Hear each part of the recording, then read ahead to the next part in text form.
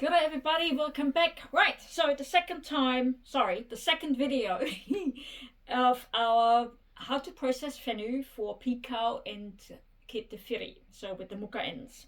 And this time around, we're using trusted shell. Now, up the ante as it were. So this has already been taken the midrib and sides off, right?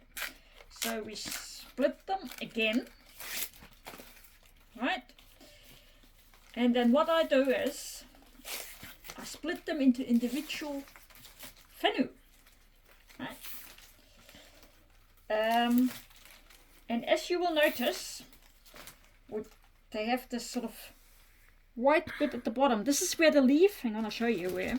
So this is basically that bit here where the leaf was still, or the two parts of the leaf were still joined. So this is this white bit, right? Which is, by the way, really bad if you wanted to make pew-pew, because on that white bit the pew-pew won't curl. So, and then, so I do this with the whole pile, all in one lot, and then use my knife again. And where it's still green, a little bit higher than where it's still green, I cut it on the reverse side, just like before. You know, where we done the pulling. And it takes a bit of practice, you know, how deep and where and so on and so forth. There you go. Oh, that wasn't deep enough. There you go. So I don't get it perfect each and every single time either. So just imagine I've done the whole pile.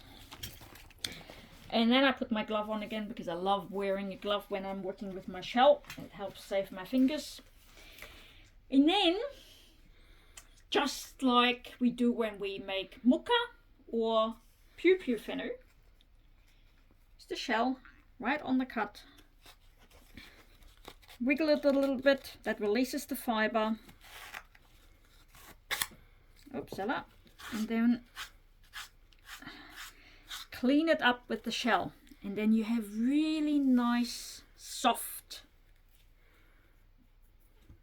muka. And when we combine it, compare, not combine, compare it with the muka that we released, or rather with the muka ends that we made just by stripping in the earlier video, you can see the difference. So I'll take the shell over just stripping and flea comb every time, but not everybody knows how to use a shell, and not everybody has access to a shell. So this is how I learned, and is a good option. This is what I do mostly now, and I hope that explains it a little bit. Happy weaving, everybody.